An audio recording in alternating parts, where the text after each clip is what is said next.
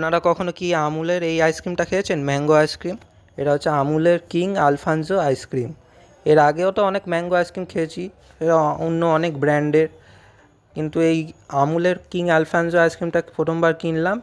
এবার খেয়ে দেখবো কেমন হয়।